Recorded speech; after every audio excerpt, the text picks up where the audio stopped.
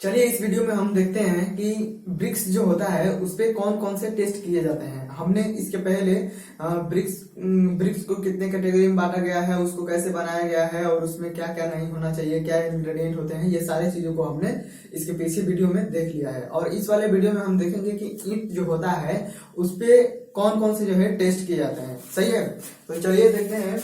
उससे पहले हम एक और चीज देख लेते हैं। ईंटों को जो है ग्रेड के आधार पे बांटा गया है, ग्रेड के आधार पे जो है कैटेगराइज किया गया है। तो देखिए, ग्रेड अगर डबल ए की ईंट रहेगी, डबल ए की ग्रेड की ईंट रहेगी, तो उसका जो कंप्रेसिव स्ट्रेंथ होता है वो 140 केजी पर सेंटीमीटर स्क्वायर होता है। डबल ए ग्रेड की अगर ईंट है तो उसका मिनिमम कंप्रेसिव स्ट्रेंथ जो है 140 केजी पर सेंटीमीटर स्क्वायर होना चाहिए। अगर ए ग्रेड की ईंट है तो उसका जो मिनिमम कंप्रेसिव स्ट्रेंथ है वो 105 केजी पर सेंटीमीटर स्क्वायर, या इसी को हम फर्स्ट क्लास की ब्रिक भी बोलते हैं। इसको फर्स्ट क्लास की ब्रिक भी हम इसी को बोलते हैं। फिर अगर बी ग्रेड की रहेगी तो 70 केजी पर सेंटीमीटर स्क्वायर, इसको सेकेंड क्लास की ईंट। और अगर सी ग्रेड की ईंट रहेगी तो इसको 35 केजी पर सेंटीमीटर स्क्वायर, इसको थर्ड क्लास की ईंट बोलते हैं। तो ये तो हो गया ग्रेड के आधार पे ईंटों का वर्गीकरण। अब हम देखते हैं कि जो ईंट होता है उस पे टेस्ट कौन कौन से किए जाते हैं। तो ईंट पे सबसे पहला टेस्ट किया जाता है डायमेंशन टेस्ट।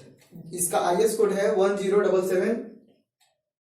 डायमेंशन टेस्ट में हम देखते हैं कि जब ईंटों की लंबाई हमने बनाया है वो 19 सेंटीमीटर होती है, तो वो ज्यादा बड़ी तो नहीं है, ज्यादा छोटी तो नहीं है, उसके डायमेंशन में ज्यादा कमी तो नहीं है। इस चीज को हम देखते हैं।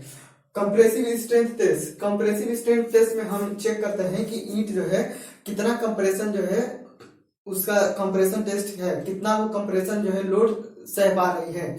देखिए, जब ईंटों को चिनाई में जब हम दीवार में लगाएंगे तो अल्टीमेटली क्या आता है, ईंटों पे जो है कंप्रेशन लोड ही आता है। तो कंप्रेशन लोड जो है चेक करना जरूरी होता है। कंप्रेसिव स्ट्रेंथ टेस्ट, इसका आईएस कोड है, देखिए ईंटों के लिए जो टेस्ट किया जाता है उसका आईएस कोड है 3495। अब 3495 में ही कई सारे टेस्ट किए जाते हैं आईएस कोड में। तो आईएस 3495 जो है ईंटों के टेस्ट के लिए बनाया गया है। तो 3495 के पार्ट 1 में जो है हम कंप्रेशन स्ट्रेंथ टेस्ट जो है करते हैं। फिर आता है तीसरे नंबर पे water absorption test. Water absorption test मतलब कि जो ईंट है वो अपने वेट के कितने प्रतिशत वाटर को एब्जॉर्ब कर रही है। तो ये 3495 पार्ट 2 में आता है। वाटर एब्जॉर्प्शन टेस्ट जो है 3495 पार्ट 2 में इसको लिया जाता है। फिर इफ्लोरोसेंस टेस्ट, ये 3495 पार्ट 3 के अंतर्गत आता है। और इफ्लोरोसेंस से ये पता करते हैं कि उसमें एल्कली की मात्रा जो है कितनी ज्यादा है। अगर एल्कली की मात्रा ज्यादा रहेगी तो वो नमी सोखेगा, नमी ग्रहण करेगा और फिर बाद में क्या होगा, वो झड़ने लगेगा, तो वो बेकार कर देगा दीवार को। तो इफ्लोरोसेंस टेस्ट इसलिए करते हैं। फिर वार्पेज टेस्ट करते हैं। वार्पेज टेस्ट, इसका आईएस कोड है 3495 पार्ट 4, ठीक है। वार्पेज टेस्ट करते हैं 3495। देखिए, अब हम जब ईंटों को बनाते हैं तो उस टाइम क्या होती है कि वो एकदम प्लेन होती है, ठीक है ना, उसका सरफेस जो है प्लेन होना चाहिए। तो कहीं ऐसा तो नहीं हो गया कि पकाते समय क्या हो गई कि ईंटों का जो सरफेस है वो विकृत हो गया, मतलब डिप्रेशन हो गया, कहीं उठा हुआ हो गया, उबड़ खाबड़ हो गया। तो इस चीज को पता करने के लिए हम वार्पेज टेस्ट करते हैं। अगर ज्यादा उबड़ खाबड़ होगा तो जब हम उसको चिनाई करेंगे तो वहां पे मसाले की खपत ज्यादा होगी, ठीक है। तो इस वजह से हम वार्पेज टेस्ट करते हैं। ये इसका कोड है 3495 पार्ट 4, इसमें किया जाता है। अब चलिए हम देखते हैं कि डायमेंशन टेस्ट के बारे में। इस टेस्ट में जो है रैंडमली 20 ब्रिक्स जो है लेते हैं। देखिए, जब ईंट आती है, भट्ठे से ईंट जब आती है तो वो चट्टे के रूप में होती है। तो एक चट्टे में से जो है हम 20 ईंटें रैंडमली कहीं से भी उठा लेते हैं, ठीक है। 20 ईंटें कहीं से भी अपनी इच्छा के अनुसार उसको हम ले लेंगे। तो डायमेंशन टेस्ट करने के लिए हम लोग 20 ईंट का जो है यूज करते हैं। 20 ब्रिक्स जो है डायमेंशन टेस्ट करने के लिए हम 20 ब्रिक्स लेते हैं। तो क्या करेंगे कि 20 ब्रिक्स जो है रैंडमली चट्टे में से कहीं से भी उठा लेंगे। अब क्या करेंगे कि उसे जो है लंबाई के क्रम में ऐसे लगा देंगे, लंबाई के क्रम में ऐसे पूरी तरह से लगा देंगे, ठीक है। तो हम जानते हैं कि जो एक ईंट होती है उसका साइज होता है 19 × 9 × 9 सेंटीमीटर। तो ये 19 सेंटीमीटर होता है, ये उसकी लंबाई होती है, ठीक है ना। तो 20 ईंटें हैं तो 19 × 20 तो कितना हो जाएगा, 380 सेंटीमीटर। तो इसकी टोटल लंबाई कितनी हो जाएगी, 380 सेंटीमीटर। तो हमने जब इसको लंबाई में लगा दिया तो इसकी लंबाई जो है 380 प्लस माइनस 8 सेंटीमीटर होना चाहिए, या तो 388 होना चाहिए। तो अगर प्लस ज्यादा हो गया 8 सेंटीमीटर तो ये 388 सेंटीमीटर, या अगर कम हो गया तो 372 सेंटीमीटर, इतने के बीच में जो है होना चाहिए। ठीक है, ईंटों का रेंज जो है लंबाई के क्रम में लगाएंगे तो प्लस माइनस 8 सेंटीमीटर वो वेरी कर सकता है। अगर हम इसको चौड़ाई में लगाएंगे, अगर इसको हम चौड़ाई में लगाएंगे तो देखिए ईंट की चौड़ाई क्या होती है 9 सेंटीमीटर। अगर 20 ईंटें हैं तो कितना हो जाएगा 180 सेंटीमीटर। ठीक है, तो जो चौड़ाई की टोटल लेंथ होगी वो 180 सेंटीमीटर और प्लस माइनस 4 यानी कि 4 सेंटीमीटर ज्यादा या कम हो सकती है।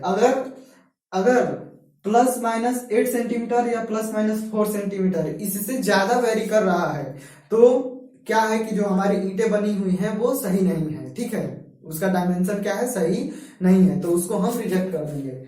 और देखिए अगर एक सिंगल ईंट रहेगी तो एक सिंगल ईंट की लंबाई में उसकी लेंथ में प्लस माइनस 6 mm का जो है वृद्धि या कमी रहेगी तो चलेगा, तथा चौड़ाई में प्लस माइनस 3 mm का जो है कमी या वृद्धि रहेगी तो चलेगा। ठीक है, तो ये हो गया डायमेंशन टेस्ट। तो ईंटों पे हम डायमेंशन टेस्ट के अंतर्गत 20 ईंटें लेते हैं। अगर लेंथ में उसको हम लगाएंगे तो 8 सेंटीमीटर का टॉलरेंस देंगे, अगर चौड़ाई में लगाएंगे तो उसके लिए 4 सेंटीमीटर का टॉलरेंस देंगे, अगर सिंगल ब्रिक के लिए हम देखेंगे तो उसको हम 2 सेंटीमीटर का टॉलरेंस देंगे। दूसरा टेस्ट है कंप्रेसिव स्ट्रेंथ टेस्ट।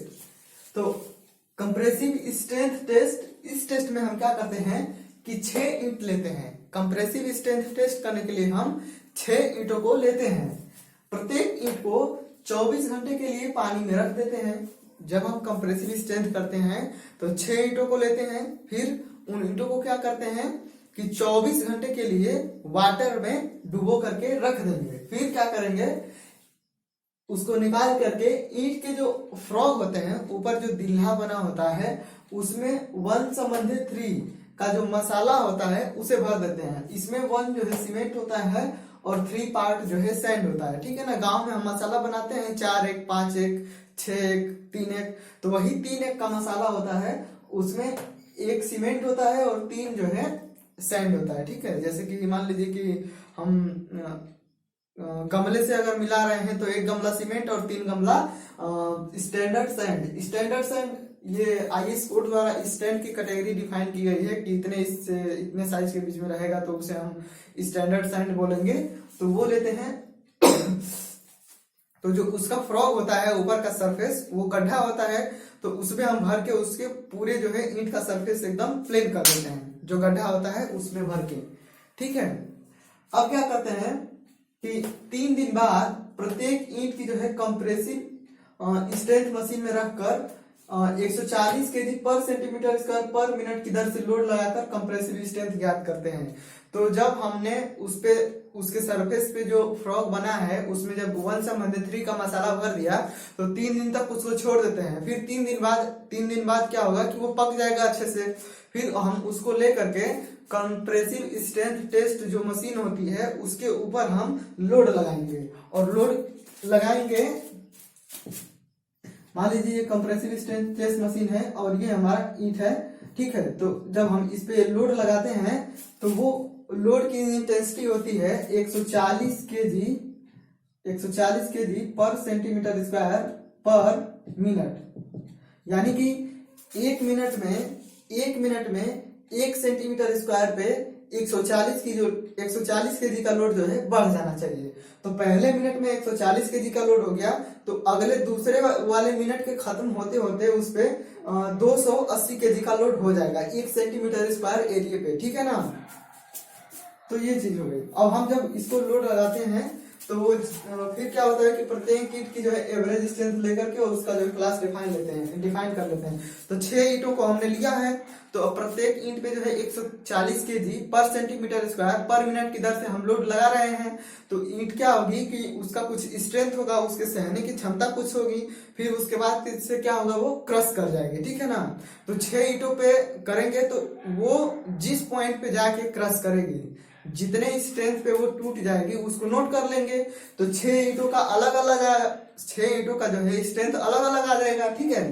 तो अब 6 ईंटों का जो स्ट्रेंथ होगा उसको जोड़ करके और 6 से भाग देके हम एवरेज निकाल लेंगे।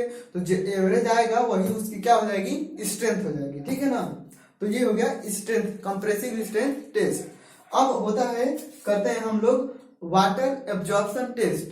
तो वाटर एब्जॉर्प्शन टेस्ट जो है हम इसलिए करते हैं कि ताकि पता चल सके कि जो ब्रिक्स है उसके अंदर जो है कितने वॉइड्स हैं, उसके अंदर रंध्र कितने हैं। अच्छा बताइए, कोई तरीका है कि हम उसके अंदर जो है कितने रंध्र हैं पता कर लें? अगर हम उसको पानी में डुबाएंगे तो जो पानी सूखेगा वो उसके रंध्रों में ही तो जाएगा, जो खाली स्थान होंगे उसी में तो पानी रहेगा। तो इसलिए हम वाटर एब्जॉर्प्शन टेस्ट करते हैं। जो है यह टेस्ट ईंट के रंध्रों की मात्रा जो है पता करने के लिए करते हैं। और जब वाटर एब्जॉर्प्शन टेस्ट करते हैं हम, तो हम 5 ईंटों को लेते हैं। इस टेस्ट के लिए हम 5 ईंट लेते हैं। आप ये जितने भी सारे टेस्ट हैं इसमें ध्यान रखिएगा कि कितने, कौन सी टेस्ट के लिए कितने ईंटें लेते हैं, ये जो है इंपॉर्टेंट है और एग्जाम में पूछता है। फिर क्या करते हैं कि सभी ईंटों को, अब देखिए 5 ईंटों को हमने ले लिया है, फिर क्या करेंगे, सभी ईंटों को ओवन ड्राई करके नॉर्मल टेम्परेचर पर ठंडा करेंगे तथा प्रत्येक ईंट का वेट जो है ज्ञात कर लेंगे। मान लीजिए कि वो वेट W1 है, तो हमने 5 ईंट लिया, उसको हमने ओवन ड्राई कर दिया, ठीक है ना। ओवन ड्राई जो है 105 डिग्री ±5 डिग्री सेंटीग्रेड पे किया जाता है, ठीक है। तो जब हम ओवन ड्राई कर देंगे तो उसमें जो हमने जो ईंट लिया है तो उसमें जो बाहर से अगर कोई नमी रहेगी तो वो पूरी तरीके से क्या होगी, निकल जाएगी। जब ओवन ड्राई कर देंगे तो वो ईंट एकदम सूखी हुई है, उसमें एकदम पानी नहीं है, एकदम सूखी हुई है, ठीक है ना। तो एकदम सूखी अवस्था में जब हम ओवन ड्राई कर लिए तो उसका वेट ज्ञात कर लेंगे। तो उसका वेट कुछ होगा, तो मान लीजिए कि वो W1 kg है, ठीक है। अब क्या करेंगे कि सभी ईंटों को 24 घंटे के लिए पानी में रख देंगे तथा उससे बाहर निकाल करके उसका सरफेस जो है सुखा लेंगे। सूख जाएगा तो फिर से उसका वेट जो है W2 ज्ञात कर लेंगे। तो हमने ईंटों को ओवन ड्राई कर दिया, एकदम उसमें वाटर नहीं था, ठीक है। ईंटों को हमने ओवन ड्राई कर लिया, उसमें एकदम वाटर नहीं था। फिर हमने ईंटों को जो है 24 घंटे के लिए एक कंटेनर में रख दिया, पूरी तरीके से डुबा करके 5 ईंटों को। तो अब 24 घंटे बाद जो है हम इसको निकालेंगे, तो निकाल लेंगे हम इसको। तो ये भीगी रहेगी, इसके सरफेस पे भी वाटर रहेगा, सारा कुछ रहेगा। तो वाटर को जो है सुखा देंगे, एकदम सूख जाएगा सब सरफेस। जब सूख जाएगा तो अब जो ये वाली ईंट है इसको हम जब बाहर निकाले हैं तो इसका वेट जो है हम W2 जो है ज्ञात कर लेंगे, ठीक है। इसका वेट जब ज्ञात करेंगे तो वो W2 कुछ होगा, तो मान लीजिए कि W2 है। अच्छा, पहली वाली ईंट जो है पूरी तरीके से सूखी हुई थी, ओवन ड्राई जो ईंट थी वो पूरी तरीके से सूखी हुई थी।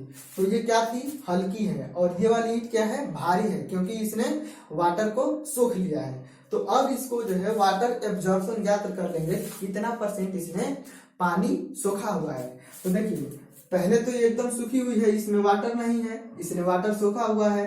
तो ये क्या होगा, W2 जो है वेट ज्यादा होगा। फिर इसमें W1 घटा देंगे तो कितना वाटर सूखा है ये पता चल जाएगा, ठीक है ना। अब ये इसका जो ओरिजिनल वेट है तो इस वेट से जब भाग दे देंगे तो और 100 से गुणा कर देंगे तो क्या हो जाएगा, ये परसेंटेज में निकल जाएगा। तो यहाँ पे वाटर एब्जॉर्प्शन जो है परसेंटेज में पता चल जाएगा कि इसने ओरिजिनल वेट की तुलना में, ड्राई वेट की तुलना में इसने कितना वाटर सोखा है, ड्राई वेट का जो है कितना परसेंट इसने वाटर एब्जॉर्ब किया है, ठीक है। तो यहाँ से ये चीज हम पता कर लेंगे। अब इसके बाद से हम इफ्लोरोसेंस टेस्ट करते हैं, वो एल्कली की मात्रा पता करने के लिए। देखिए एल्कली क्या होता है, मैं इसको बताता हूं। क्षार जिसको बोलते हैं हम, ठीक है, हिंदी में उसको हम क्षार बोलते हैं। तो उसकी मात्रा पता करने के लिए हम करते हैं। तो हमने पीरियोडिक टेबल पढ़ा होगा, पीरियोडिक टेबल पढ़ा है।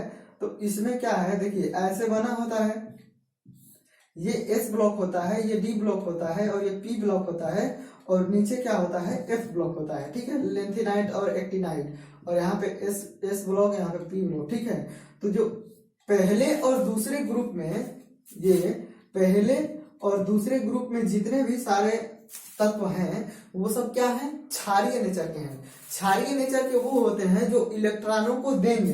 तो पहले वाले में क्या होगा, पहले वाले में हाइड्रोजन है, लिथियम है, सोडियम है, पोटेशियम है, रुबिडियम है, सीजियम है, फ्रांसियम है, ठीक है, सीजियम है, फ्रांसियम है। फिर यहाँ पे क्या होगा, बेरिलियम है, मैग्नीशियम है, कैल्शियम है, ठीक है, इसी तरह से और रुबिडियम है, और इसके आगे और भी हैं। तो ये होगा। तो पहले वाले ग्रुप में जो है इलेक्ट्रॉनों की संख्या, इसके बाहरी कक्षा में इलेक्ट्रॉनों की संख्या 1 होती है। चाहे कोई सा भी पहले वाले ग्रुप का उठा लो, कैल्शियम का लास्ट में 1 बचेगा, सोडियम का 1 बचेगा, लिथियम का 1 बचेगा, हाइड्रोजन का तो 1 है, ये है, फिर से सीजियम का भी 1 बचेगा, फिर से फ्रांसियम का भी 1 बचेगा। फिर इधर सेकेंड वाले में जब आ जाएंगे तो बेरिलियम का 2 होगा, मैग्नीशियम का 2 होगा, लास्ट कक्षा में फिर से कैल्शियम का भी 2 होगा।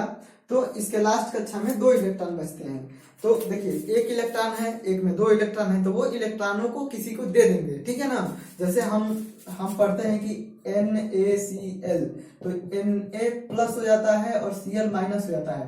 तो सोडियम ने इसके बाहरी कक्षा में जो 1 इलेक्ट्रॉन था इसको दे दिया। तो देखिए सोडियम पे क्या होता है कि -1.6 × 10⁻⁻19 निगेटिव आवेश होता है, ठीक है, निगेटिव चार्ज होता है। तो इसने क्या किया कि -1.6 इतना जो है निकाल करके इसको दे दिया। तो अब क्या हो गया, ये पॉजिटिव हो गया, ठीक है, और इसने माइनस ले लिया तो अब क्या हो गया, ये निगेटिव हो गया। अब क्लोरीन का जो है परमाणु क्रमांक 17 होता है, ठीक है। तो ये क्या होता है कि इसको 18 करने के लिए 1 इलेक्ट्रॉन चाहिए होता है, इसको 18 करने के लिए 1 इलेक्ट्रॉन चाहिए होता है। तो ये इलेक्ट्रॉन को ले लेता है। और सोडियम जो है उसके बाहरी कक्षा में 1 इलेक्ट्रॉन अधिक होता है, तो वो इलेक्ट्रॉन को 1 दे देता है। देखिए जितना भी वातावरण है सब कोई जो है न्यूट्रल रहना चाहता है, ठीक है ना, कोई किसी से मार झगड़ा कुछ भी नहीं करना चाहता, सब लोग शांतिपूर्वक रहना चाहते हैं। तो सोडियम 1 दे देगा तो वो शांतिपूर्वक हो गया। अब इसको 1 चाहिए था, उसको कमी थी, लग रहा था, तो उसने ले लिया, तो वो शांतिपूर्वक हो गया, ठीक है। तो दोनों का जो है साझा हो गया और वो दोनों आराम से रह रहे हैं। तो जो एल्कली होता है, तो एल्कली वो होते हैं जो इलेक्ट्रॉनों को देते हैं, ठीक है ना। तो यहाँ पे एल्कली के रूप में क्या हो जाएगा, इस दोनों इनमें से कोई भी, ज्यादातर तो जो है सोडियम और पोटेशियम यही जो है एल्कली के रूप में होते हैं, ठीक है, यही जो है ज्यादा प्रभावित करते हैं, ठीक है। तो एल्कली की मात्रा ज्ञात करने के लिए करते हैं। फिर ईंटों को जो है क्या करते हैं कि 2.5 सेंटीमीटर पानी से भरे कंटेनर में वर्टिकल खड़ा कर देते हैं। तो इफ्लोरोसेंस टेस्ट में देखिए क्या करते हैं कि मान लीजिए कि ये कोई कंटेनर है, ठीक है ना, ये कोई कंटेनर है और ये जो है 2.5 सेंटीमीटर तक जो है वाटर से भरा हुआ है। ये है 2.5 सेंटीमीटर तक वाटर से क्या है, भरा हुआ है। तो अब इसमें क्या करेंगे कि ईंट को जो है ऐसे वर्टिकल जो है खड़ा कर देंगे, ईंट को क्या करेंगे, वर्टिकल ऐसे खड़ा कर देंगे, ठीक है। तो जब हमने ईंट को वर्टिकल खड़ा कर दिया तो अब इसमें जो वाटर था, अब ईंट में तो वॉइड सही है, रंध्र है, अब कैपिलरी एक्शन के कारण क्या होगा कि वाटर पूरा सोख लेगा। आपने देखा होगा जब बाढ़ आती है या कहीं भी कोई चीज पानी में डूबा रहता है तो पानी का मान लीजिए कि लेवल इतना है तो वो धीरे धीरे भीग करके इतना ऊपर चला गया होता है, ठीक है, तो लगता है कि यहाँ तक भीगा हुआ है। तो ठीक क्रिया यही ईंट के साथ होगी, ये इतना तो पानी में डूबा है ही, अब धीरे धीरे कैपिलरी एक्शन के कारण वाटर जो है ऊपर चढ़ जाएगा, ठीक है। तो जब वाटर ऊपर चढ़ जाएगा, अगर इसमें क्षार की उपस्थिति होगी, ठीक है, अगर इसमें क्षार की उपस्थिति, देखिए क्षार जो है सोडियम भी NaCl भी हो सकता है, KCl भी हो सकता है। तो अगर ये दोनों की उपस्थिति होगी तो वाटर तो सूख के निकल जाएगा। अब ये सरफेस पे क्या हो जाएंगे, दिखने लगेंगे। तो जो है क्या होगा, ईंटों द्वारा पूरी तरह से पानी अवशोषित करने के बाद उस पर क्या करते हैं, उसे बाहर निकाल करके सुखा देते हैं तथा उसके सरफेस पे जो है उत्पन्न व्हाइट पैचेस की प्रतिशत मात्रा जो है ज्ञात कर लेते हैं। तो जो उसमें सोडियम होगा तो इसके ऊपर जो है सफेद सफेद धब्बे के रूप में दिखने लगेगा, ठीक है ना। सोडियम अगर रहेगा तो ये तो ऊपर चढ़ गया है पानी के साथ, तो क्या होगा कि जो है सफेद सफेद धब्बे के रूप में जो है हमको दिखने लगेगा। तो अब जो है हम उसका जो है प्रतिशत निकालेंगे। जो सफेद धब्बे दिखेंगे हमको, सफेद जो धब्बे दिख रहे हैं, तो इसका सरफेस एरिया देखिए कितना है, ईंट का सरफेस एरिया हमको पता है, ठीक है, उसकी लंबाई चौड़ाई ऊंचाई पता है, तो हम सरफेस एरिया कैलकुलेट कर लेंगे। तो अब जो है हम कैलकुलेट करेंगे कि कितने सरफेस एरिया पे जो है व्हाइट पैचेस हैं। अब इसके अनुसार जो है हम उसको बांट देंगे कैटेगरी में, उसको हम ग्रुप में लिस्टेड कर देंगे कि इतने से इतने के बीच में अगर पैचेस रहेंगे, सफेद धब्बे हैं, तो वो सही है, हमारे लिए नहीं है, मॉडरेट क्वालिटी के लिए है, ये एकदम खराब है, ये एकदम सही है। इस आधार पे हम अपने यूज के हिसाब से कि कहाँ यूज करना है कहाँ नहीं करना है फिर हम यूज कर लेंगे।